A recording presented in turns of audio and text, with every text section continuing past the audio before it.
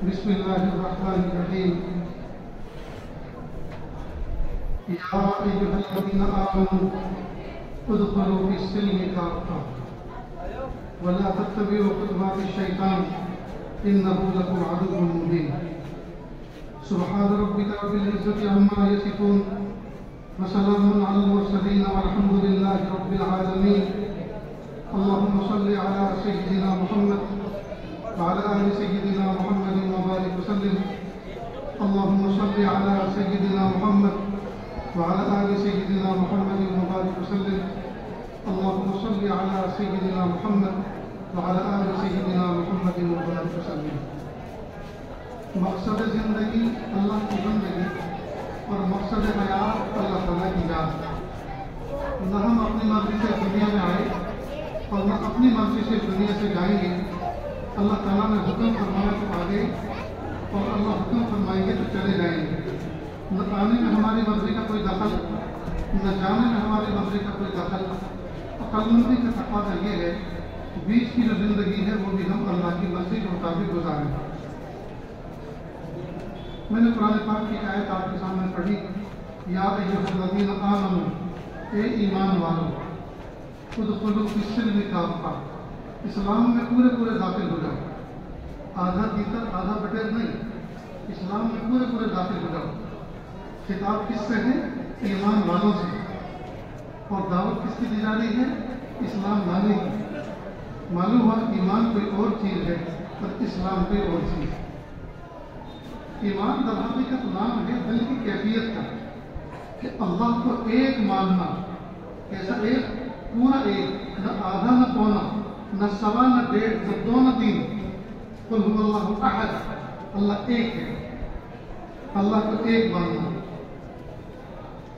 اور محمد رسول اللہ صلی اللہ علیہ وسلم کو خاتم النبیین ماننا، کہ اب پیارے محبوب صلی اللہ علیہ وسلم کی دنیا میں مبعوث ہونے کے بعد اب کوئی نبی مبعوث ہونے والا نہیں.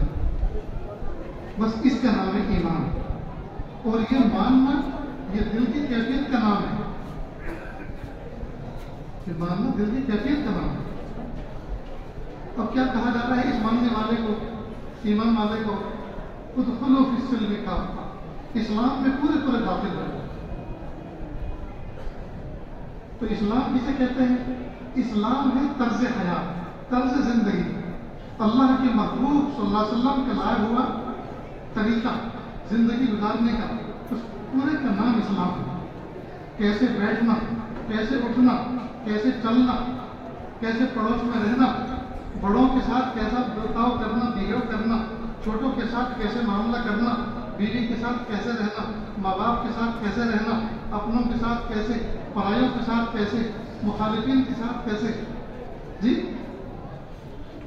تو صبح سے لے کر شام تک، بلکہ پیدائش کی صبح سے لے کر وفات کی شام تک اللہ کے محبوب صلی اللہ علیہ وسلم کے طریقے کے مطابق زندگی گزارنا، اس طرز حیات، طرز زندگی، اس لائف اسٹائل کا نام اسلام. کتنی بات سمجھ گئے؟ اس کا نام اسلام.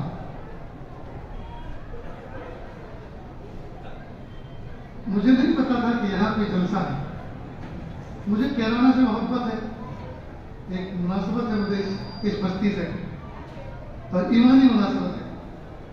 تو میں نے اپنے دوستوں کو کہا کہ میں انشاءاللہ کیرانہ آؤں گا. تو میرے تصور میں یہ تھا کہ سابقہ جیسے اس سے پہلے بھی میں آیا ہوں، کسی مسجد میں بیان ہنایا کرتا تھا اور سنت فارغ ہونے کے بعد فوراً بیٹھتا، بیان شروع ہو جاتا، آدھا پونے گھنٹہ بات کر کے دعا کر کے ہم چلے جاتے. کیونکہ ایسے ہی کچھ نظام ہوگا، لیکن پتہ چلا یہاں پورا ایک جلسہ ہے. تو پھر جلسہ ہے تو سمجھو جلسہ کسے کہتے ہیں. بمبئی کے ایک بزرگ، میں ان کے ساتھ حج میں تھا، تو وہ تیزی سے لگ کے حرم میں ایک طرف مانو کوئی بزرگ صفت آدمی معلوم ہوتے ہیں، ان سے دعا لے لیتے ہیں. اور فوراً جانے کے بعد ان سے مصافحہ کیا اور کہا کہ حضرت میں ایک بمبئی کا تاجر ہوں، مسائل پوچھ کر عمل کرتا ہوں. یہ اپنا تعارف کرائے. میں بمبئی کے ایک تاجر ہوں، مسائل پوچھ کر عمل کرتا ہوں. اور دہرادون کی پہاڑیوں کی طرف کچھ مکاتب کا سلسلہ چلتا ہے، دعا فرما دیجیے اللہ قبول فرما دے. تو انہوں نے بڑی پتے کی بات کہی وہ جو بزرگ تھے کہ دیکھو کام کسی مقصد کے لیے شروع ہوتا ہے، آگے چل کر کام مقصد بن جاتا ہے، مقصد فوت ہو جاتا ہے۔ پتہ نہیں یہ فارسی زبان سمجھے کہ نہیں آپ، کہ کام کسی مقصد کے لیے شروع ہوتا ہے، آگے چل کر کام مقصد ہو جاتا ہے، مقصد فوت ہو جاتا ہے۔ اب اس کی تفصیل اگر کرنا چاہوں تو پورا بیان کسی کو ہو سکتا ہے، لیکن نہیں، مجھے کچھ اور کہنا ہے۔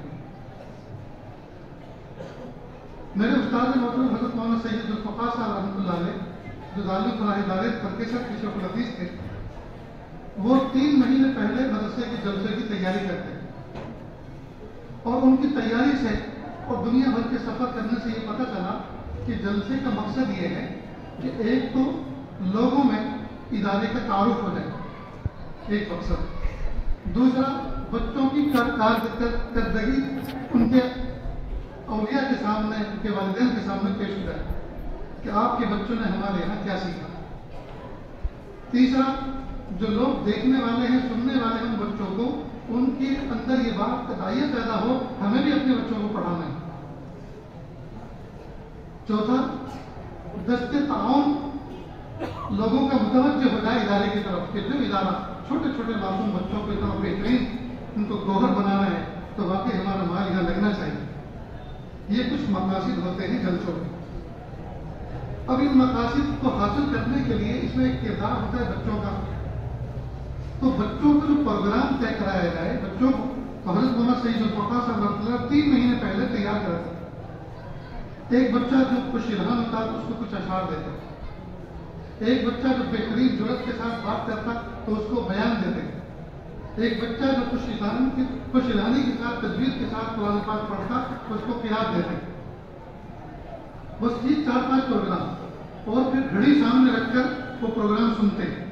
مثال کے طور پر ایک بچے کو نعت دی ہے تو وہ ایک مصرے کو 3 مرتبہ پڑھ رہا ہے، تو بیٹا آپ نے اس میں ایک مصرے کو 3 دفعہ پڑھا تو یہ 7 منٹ میں پوری ہوتی ہے نعت، تو آپ اس کو صرف 1 مرتبہ پڑھیں پھر دیکھیں تو پھر اب 4.5 منٹ میں پوری ہوگی۔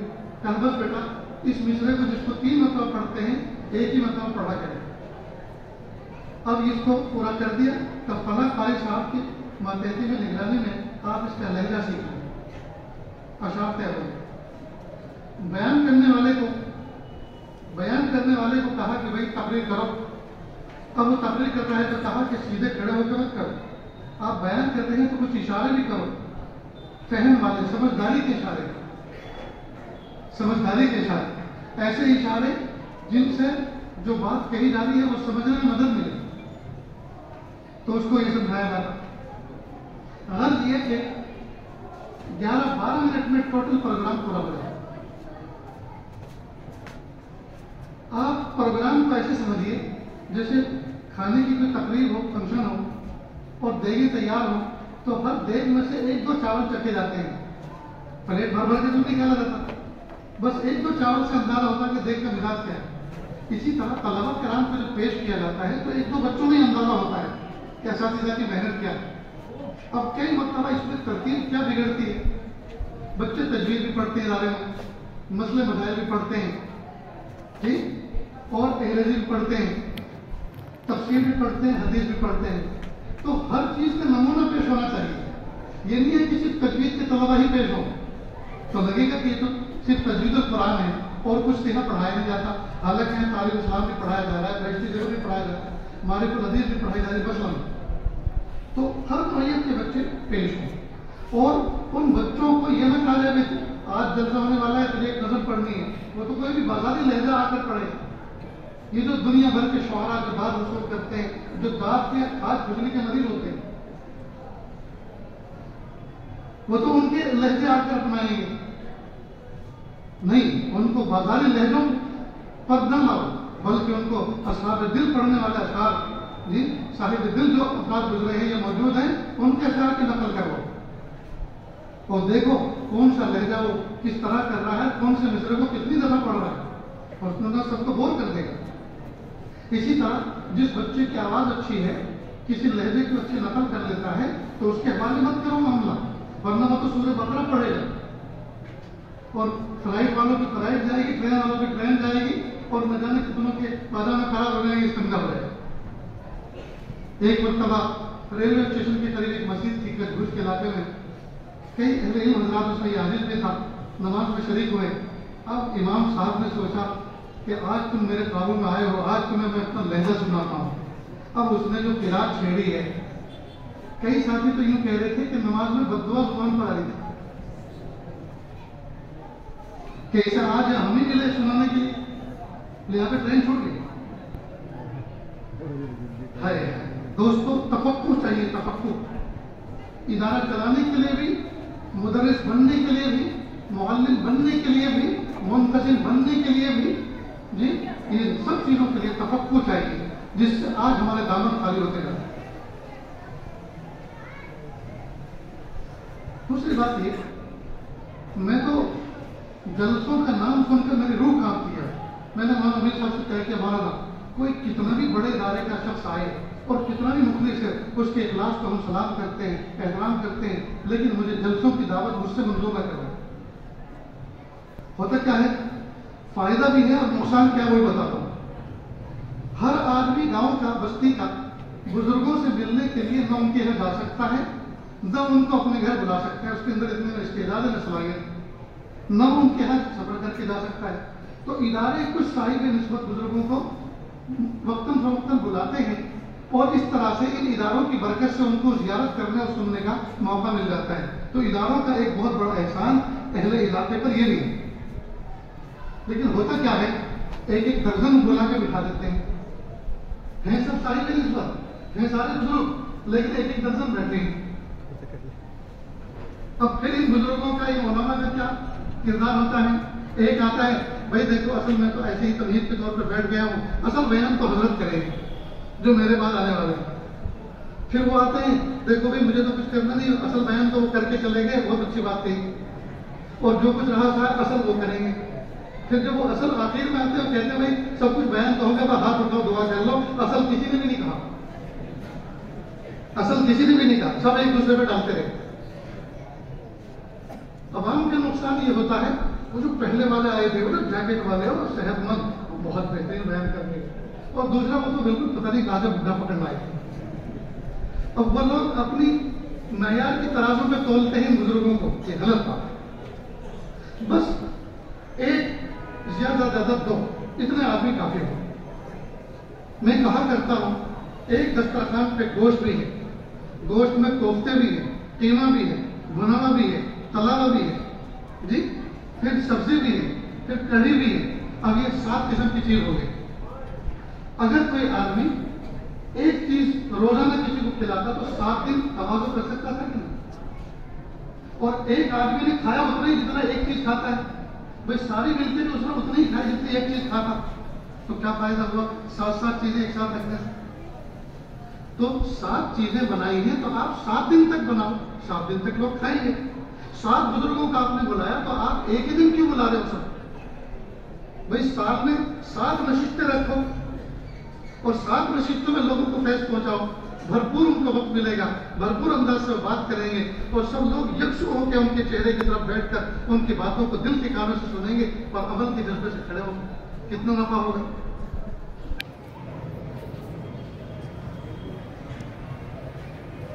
تو ان تمام چیزوں کو مشورے کے تحت، مشورے کے ساتھ ترتیب دینا چاہیے۔ اب آج کل مشورہ اس طرح کا نہیں ہوتا، پہلے سوچ لیا جلسہ کرنا ہے، مر کٹ کے جلسہ کرنا ہے، حالانکہ جلسہ اصل نہیں تھا، اصل تو ادارے کے پورے سال کی تعلیم و محنت تھی، لیکن تعلیم و محنت تو جلسہ ہونا چاہیے، ہمارے بینر لگنے چاہیے۔ اچھا، اب جلسہ اس کو مقصد بنایا جو کہ مقصد نہیں تھا، مقصد کی تکمیل کا ایک ذریعہ تھا۔ ابھی جلسے کے لیے کہا بھائی وہ جو فلاں فلاں شیخ ہے، فلاں فلاں چودھری صاحب کو بلاؤ، چودھری صاحب کچھ بزرگ آ رہے ہیں بڑے عجیب و غریب بات، لہٰذا آپ اپنی گاڑی ان کے لیے بھیجیں۔ ہاں بالکل بھیجوں گا۔ چودھری صاحب کو لالچ یہ ہے کوئی بزرگ میری گاڑی میں بیٹھیں گے، چاہے وہ سود کے لیے ہو گاڑی، وہ دعا کریں گے تو میری ساری قسطیں بھری رہیں گی۔ چودھری صاحب کی نیت یہ ہے۔ دوسرے چودھری صاحب سے کہا چودھری صاحب بہت سارے بزرگ آ رہے ہیں، اب خصوصی ان کا ناشتہ کون کرے گا؟ جی میں کروں گا۔ وہ سوچ رہے میری بیٹھک میں آئیں گے، میں الیکشن میں کھڑے ہونے والا ہوں، بہت سارے لوگوں کو اور بلا لوں گا، میری بلے بلے ہو جائے گی۔ ضعف الطالب والمطلوب، دونوں کی نیتوں میں کھوٹ، ایسے کامیاب نہیں ہوا کرتے تھے، ادارے ایسے نہیں چلا کرتے، اداروں کے انتظام ایسے نہیں ہوا کرتے۔ ٹھوک بجا کے اخلاص کے ساتھ، محبتوں کے ساتھ انتظامات کرو، پھر دیکھو اللہ کی رحمت چم چم برستی۔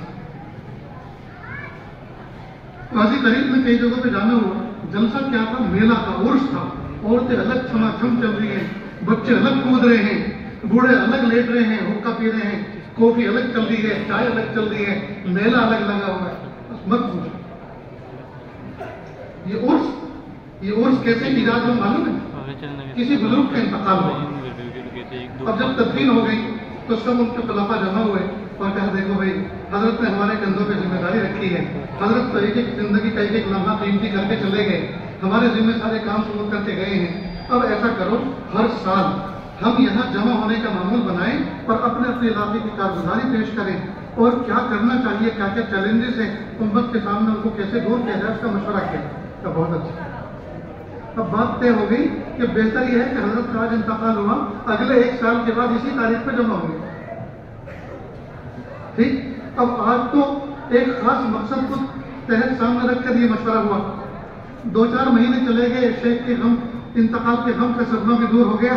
اب جیسے جیسے وہ تاریخ قریب آ گئی ہے تو کہنے لگے بھئی آ رہے ہوا؟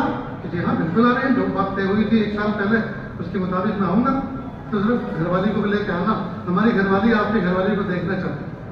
اب پتہ نہیں گھر والی دیکھنا چاہتی ہے یہ دیکھنا چاہتا ہے۔ اب وہ گھر والی کو لے کر آیا، وہ تو پھر پوری رتھ یاترا لے کر آیا، بچے بھی تھے، کچے بھی تھے، پکے بھی تھے، وہ سارے کے سارے لے کر آئے۔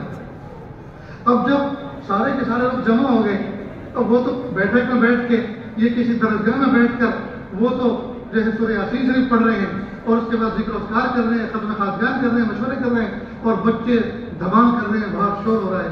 تو وہ ہنڈولا چلانے والوں کو پتہ چلا کہ بہت ساری پبلک آئی ہوئی ہے تو ہنڈولا لے کر آ گئے، غبارے بیچنے والے کو پتہ چلا وہ غبارے لے کر آ گیا، بڑھیا کے بال بیچنے والے کو پتہ چلا وہ گھنٹی لے کے وہ بھی آ گیا، اور باہر میلہ سج گیا، اور شاندار اندر دعوت ہوئی، اور پھر طے ہوا کہ اگلے سال پھر جمع ہوں گے۔ اور ایسا کرو آپ لوگوں کی جو خاص خاص مریدین ہیں اگلے سال ان کو بھی لے کر آؤ، تو تعداد بڑھ گئی، جب تعداد بڑھ گئی تو باہر میلہ بھی بڑھ گیا۔ جی وہ عرس جس خاص مقصد کے تحت رکھا گیا تھا وہ تو پس پردہ چلا گیا، اور میلہ سب کے سامنے آ گیا۔ یہ میلے، یہ عرس جو ہے یہ میلے بن گئے۔ میرے بھائیوں، ہمارے جلسے یہ اصلاحی مجلسیں ہونی چاہیے، یہ میلے کا روپ نہیں دھارنا چاہیے، اور یہ جو ہے بازار کا روپ نہیں دھارنا چاہیے، اور شور اور ہنگامے کا روپ نہیں دھارنا چاہیے، بلکہ اس سے پہلے اس کی محنت کو مسجدوں کے اندر ائمہ کے ذمہ کام لگایا جائے کہ دیکھو جلسہ ہونے والا ہے، جو مکلف بچے ہیں وہی جائیں، اسی طرح جو ذمہ دار ہیں گھر کے وہ جائیں، اور اگر کسی بچے کو لے کے جانا ہو تو سمجھداری کے ساتھ اپنی گود میں بٹھائیں، ساتھ میں بٹھائیں، آزاد نہ چھوڑیں، شور ہنگامہ نہ کریں۔ یہ سب بات کرنے کی اتنی بات سمجھ میں، تو اس طرح سے پھر منظم نظام بنتا ہے، ورنہ پھر یہ تو میرے کھیلوں سے اس سے زیادہ ان کی کوئی حیثیت نہیں رہتی، اور کئی مرتبہ یہ جلسے صرف اور صرف چندے کے ہوتے ہیں، اور چندہ بھی ایسا ہوتا ہے کہ صرف جیب کاٹنی باقی رہ جاتی، جیب کاٹنی باقی رہ جاتی۔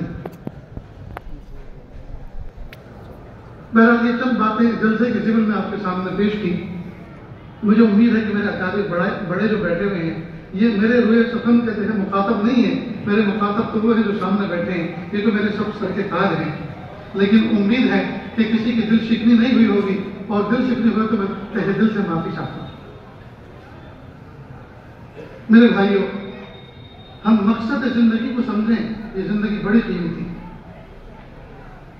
قرآن پاک کی آیت میں نے آپ کے سامنے پڑھی، یا ایھا الذین آمنوا ادخلوا فی السلم کافہ ولا تتبعوا خطوات الشیطان انہ لکم عدو مبین۔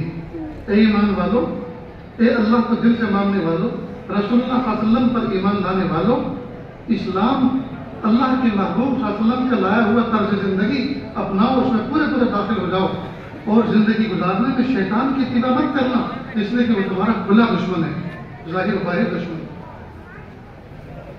مجھے بہت لمبی بات نہیں کرنی، یہ جو شیطان دشمن ہے جو حضرت آدم علیہ السلام کا پتر اللہ نے تیار کیا اور اس سے کہا کہ ان کو سجدہ کر، تو اس کو یہ اکڑ گیا کہ یہ مٹی سے بنے اور میں آگ سے بنا اور میں ان کو سجدہ کروں، یہ کبھی نہیں ہو سکتا۔ بس اللہ پاک نے اس کو رجیم قرار دے دیا، دھتکار دیا۔ اب اس نے عہد کر لیا جس کی وجہ سے مجھے جنت سے نکالا جا رہا ہے، میں اس کی نسلوں کو دیکھ لوں گا۔ اسی دن سے اپنے دل میں یہ بغض لیے ہوئے، عداوت اور دشمنی لیے ہوئے۔ اور کیسا بغض؟ جب انسانوں کے یہاں کوئی بچہ پیدا ہوتا ہے تو آپ نے دیکھا ہوگا وہ روتا ہے اور درد بھرے انداز سے روتا ہے، حالانکہ خوش ہونا چاہیے کہ تنگ و تاریک کوٹڑی سے، تنگ راستے سے نکل کر کشادہ جگہ میں آیا ہے، ہوادار جگہ میں آیا ہے، روشن جگہ میں آیا ہے، تو اس کو تو مسکرانا چاہیے، خوش ہونا چاہیے۔ اس پر کیا مصیبت آ گئی کتنا رو رہا ہے؟ اصل میں شیطان اس کو زور سے کچوکا مارتا ہے تاکہ اس کو تکلیف ہو، اور وہ کہتا ہے کہ آ گیا تو دنیا میں مجھے تکلیف دینے کے لیے، اب مجھے تجھے بھی بہکانا پڑے گا۔ تو اندازہ کرے ہمارے معصوم بچوں سے اس کو دشمنی، کتنی گہری دشمنی، اور صرف بچوں سے اور ہم سے ہی نہیں، اولیاء کرام سے، انبیاء کرام سے وہ دشمنی کرتا ہے۔ سیدنا ابراہیم علیہ السلام ننھے اسماعیل علیہ السلام کو اللہ کا حکم پورا کرنے کے لیے جب لے کے مینا کی وادی میں پہنچے تو 3 جگہوں پر اس نے بہکایا۔ 5.5 منٹ کے وقت میں ایک جمرے سے لے کر آخری جمرے تک بغیر رمی کیے ہوئے، آگے سے واکنگ ڈسٹینس دیکھا جائے، میں نے پچھلے سال بھی چیک کیا، اس سال بھی چیک کیا، 5 منٹ اور 30 یا 40 سیکنڈ اتنا وقت ہوا۔ تو اتنے وقت میں 3 مرتبہ سیدنا ابراہیم علیہ السلام کو بہکانے کے لیے اس نے وار کیا۔ تو جو کتنے بڑے نبی کو بہکا سکتا ہے وہ ان سے مستغنی نہیں۔ میں اور آپ کس کھیت کے گاجر والی ہیں، اتنی بات سمجھ گئے؟ اس سال میری ملاقات سفر حج میں پہلی دفعہ پڑوسی ملک کے ایک صاحب نسبت اللہ کی ایک ولی سے ہوئی۔ انہوں نے حرم شریف میں مجھے کچھ نصیحتیں کی، کچھ بات سمجھائی، اور انہوں نے ایک دعا کی مجھے اجازت دی جو میں آپ کے سامنے پیش کرنا چاہتا ہوں۔ انہوں نے فرمایا مولانا اس بات کو اچھی طرح سمجھ لیں کہ شیطان میرا، آپ کا اور پوری امت کا دشمن ہے، اور یہ اپنی دشمنی انسان کے اوپر 3 طرح سے نکالتا ہے، 3 راستوں پر۔ یا تو انسان کے جسم کو تکلیف دیتا ہے، مثلا جتنی بیماریاں ہیں ابتداءً اس کے اثر میں شیطان کا عمل دخل ہوتا ہے۔ حدیث پاک میں ہے الشیطان یجری کمجری الدم کما قال علیہ السلام، شیطان ہماری رگوں میں ایسے دوڑتا ہے جیسے خون۔ تو جب خون میں وہ دوڑتا ہے، شامل ہوتا ہے، تو اب بلڈ پریشر بڑھتا ہے، جب بلڈ پریشر بڑھتا ہے تو غصہ آتا ہے، غصہ آتا ہے تو منہ سے گالی نکلتی ہے، منہ سے طلاق نکلتی ہے، غصہ آتا ہے تو ماں باپ کی توہین ہوتی ہے، لڑائی جھگڑے ہوتے ہیں، اور غصہ ہوتا ہے تو برین ہیمریج ہوتا ہے، رگیں پھٹ جاتی ہیں، اور زیادہ بلڈ پریشر بڑھا رہتا ہے تو کڈنی فیل ہو جاتی ہے، ڈائلیسس پر آتا ہے۔ ہم سمجھتے ہیں ڈائلیسس جسمانی بیماری ہے، حالانکہ یہ اصل شیطان کا اثر ہے، اس کے ابتدا میں عمل دخل شیطان کا ہے۔ اسی طرح خارش، خارج، کھجلی، اس میں بھی شیطان کا دخل ہے۔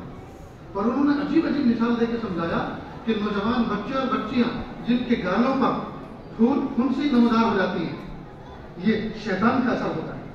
میں نے کہا وہ کیسے؟ کہا وہ چاہتا ہے کہ ان کو کوئی پسند نہ کرے، ان کے رشتے نہ آئے، تاکہ یہ حرام کاری کرے اور حلال نکاح نہ کر سکے۔ یہ اس کا ناپاک مقصد ہوتا ہے۔ اسی طرح بہت سارے نوجوان بچے اور بچیاں شادی سے انکار کرتے ہیں، شادی کی بات آتی ہے تو رونا بیٹھ جاتے ہیں، شادی کی بات آتی ہے تو گھر میں شور ہنگامہ ہوتا ہے، حالانکہ ضرورت تو ہے کہ میں کروں گا لیکن ابھی نہیں، وہی بڈھا ہو کے کرے گا، کب کرے گا؟ تو لڑکیاں بھی ایسی ضد پر آ جاتی ہیں، لڑکے بھی گھٹ گھٹ کے ہم سے پوچھتے ہیں کہ کسی سے عشق ہو، کسی سے نظر لڑی ہو تو وہی کر دیں گے، لیکن کچھ بولو تو صحیح، کچھ نہیں بولو۔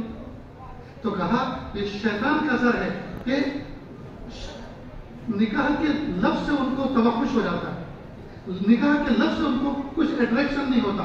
وہ یہ سوچتا ہے جب نکاح کے لفظ سے میرے جسم کے اندر کوئی کرنٹ نہیں دوڑتا تو میں نکاح کر کے کروں گا کیا؟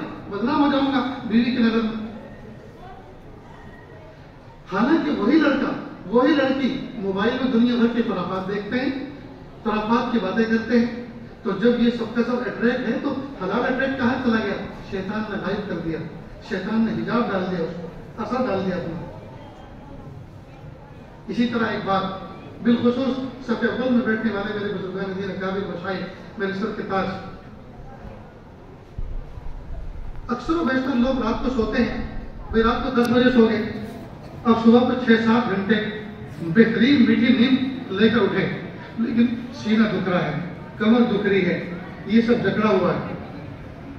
رات اللہ نے نوم صبح عطا فرمایا تھا، آرام سے میٹھی نیند عطا فرمائی تھی، یہ نیند تو اللہ نے دی اس لیے تھی تاکہ دن بھر کی تھکن دور ہو جائے، لیکن آپ اٹھے رہے اور الٹے تھک کر، تو یہ تھکن کس بات کی؟ یہ اگر بدن ایسے اکڑا ہوا ہے، جکڑا ہوا ہے، دکھ رہا ہے، یہ علامت ہے اس بات کی کہ یہ آدمی متاثر ہے، شیاطین نے اس پر عمل کیا ہے، رات بھر اس کو تھکایا، یہ علامت ہے اس بات۔ ایک اور بات سنیں، میرے ایک بھائی ہیں بڑے ظریف الطبع، وہ فرمایا کرتے ہیں محمد کیا بات ہے، جو جتنا بڑا بزرگ ہے اس کو استنجا میں اتنی زیادہ دیر لگتی۔ اب میں ان کی بات سن کر ہنس دیا کرتا تھا، میں تو بات آپ نے بڑی معقول کہی اور دل لگتی کہی کہ جو جتنے بڑے بڑے اکابر مشائخ ہیں ان کو استنجا میں اتنی دیر لگتی۔ تو کہا بزرگوں کی ایک پہچان میرے نزدیک ہو رہا ہے، تو وہ کیا کہ ان کے تکیے کے پاس ڈھیر سارے معجون رکھے ہوں، فجر سے پہلے کا الگ، فجر کے بعد کا الگ، ناشتے کے بعد کا الگ، اور مقوی دوائیں رکھی ہوں، تو میں سمجھتا ہوں یہ بہت بڑا پائے کا بزرگ ہے۔ لیکن حضرت مفتی ظہیر شاہ صاحب جو حرم شریف میں مجھے پشاور کے رہنے والے ہیں، حرم شریف میں ملے، انہوں نے جو باتیں کی ان کی گفتگو سے ہر بات کا جواب کھل کر سامنے آیا۔ شیطان ملعون ہر مومن کا دشمن ہے ہی، لیکن یہ اللہ کے جتنے بڑے نیک بندے ہیں ان کو تو اور زیادہ ستاتا ہے، پریشان کرتا ہے۔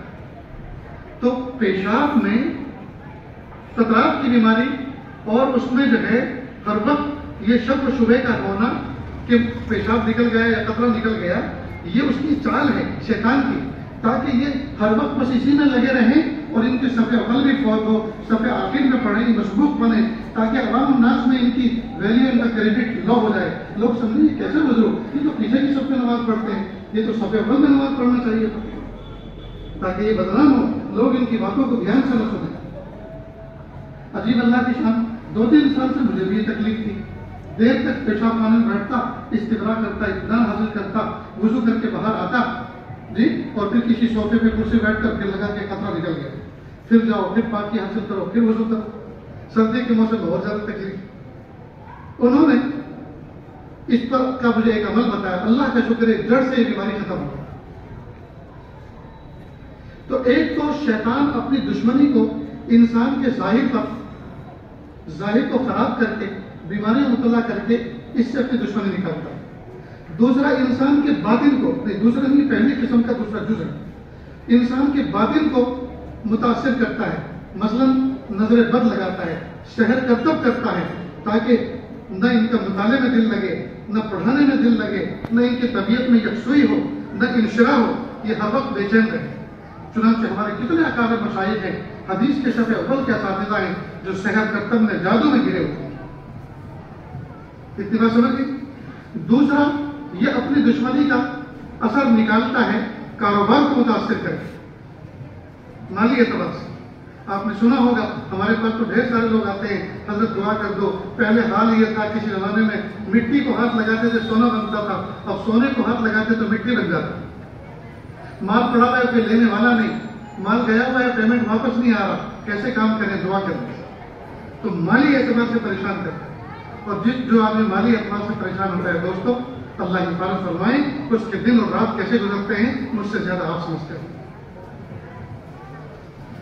تیسرا، وہ اپنی دشمنی کا اثر ظاہر کرتا ہے تعلقات کو خراب کر کے، سالے بہنوئی میں دشمنی، سگے باپ اولاد میں دشمنی، ساس داماد میں دشمنی، سسر داماد میں دشمنی، 2 پارٹنر میں دشمنی، 2 پڑوسی میں دشمنی، کھانے کچہری ہو رہا ہے، مقدمات چل رہے ہیں اور آدمی بے چین ہے۔ لہذا ہر مومن کی تکلیف 3 قسم کی ہے، یا تو وہ بیماریوں سے پریشان ہے ظاہری باطنی، یا مالی اعتبار سے پریشان ہے، یا تعلقات کے اعتبار سے پریشان ہے۔ جتنی بھی تکلیفیں ہیں دنیا میں وہ ان 3 سے متعلق ہیں، اور چوتھی قسم ہو ہی نہیں سکتی تکلیف۔ پھر ان بزرگ نے اس عاجز کو ایک وظیفہ بتایا کہ مولانا میں یہ وظیفہ آپ کو بتاتا ہوں، اس کی اجازت دیتا ہوں، آپ اس کو کریں، تکلیف چاہے جسمانی ہو یا روحانی، تکلیف چاہے مالی ہو اور تکلیف چاہے تعلقاتی ہو، انشاءاللہ صبح فجر کے بعد آپ اس کو کریں اور مغرب بعد اس کو کریں، اللہ پاک تمام تکلیفوں سے نجات عطا فرمائے۔ اور وظیفہ بڑا آسان ہے، سنیں اور دل کے کاغذ سے سنیں۔ مولانا صابر صاحب ان کے پاس ایک کاغذ بھی ہے جی، وہ لکھا ہوا، آپ اس کا فوٹو بھی لے سکتے ہیں، 2-4 مرتبہ اس کو دیکھ کے پڑھیں گے، دھیان سے پڑھیں گے تو زبانی یاد بھی ہو جائے گا، اکثر حصہ تو آپ سب کو زبانی۔ فجر کی نماز کے بعد دعا سے فارغ ہو کر پہلے بسم اللہ پڑھیں، پھر ایک بار درود شریف، پھر اعوذ باللہ بسم اللہ پڑھیں اور ایک بار سورہ فاتحہ، پھر بسم اللہ کے ساتھ آیت الکرسی، پھر بسم اللہ کے ساتھ تینوں قل، قل اللہ احد، قل اعوذ برب الفلق، قل اعوذ بالناس۔ اور اس کے بعد ایک سطر کی ایک دعا ہے، یا عزیز یا حمید یا ذل عرش المجید اصرف عنا شر کل جبار عنید۔ یہ بڑے بھاری بھرکم الفاظ ہیں دوستو، اللہ کی رحمت کو متوجہ کرنے کے۔ اصرف عنا پر اپنے پرابلم اور تکلیف کا تصور کرے، چاہے اپنا ہو، چاہے اپنے سگوں کا ہو، بیوی کا ہو، بچوں کا ہو، جو بھی پرابلم ہو، اصرف عنا پہ اس کا تصور کرے کہ اللہ اس کو دور کر دیجیے ہم سے، یہ معنی ہے اس کا۔ اس کے بعد آخر میں درود شریف پڑھ کر دونوں ہاتھوں کو ہتھیلیوں کو ملائے دعا کی طرف اور اس پر دم کرے ایسا جس میں تھکار نہ ہو، جس میں تھوک کے ذرات بھی ہوں، اس طرح سے، سمجھ گئے؟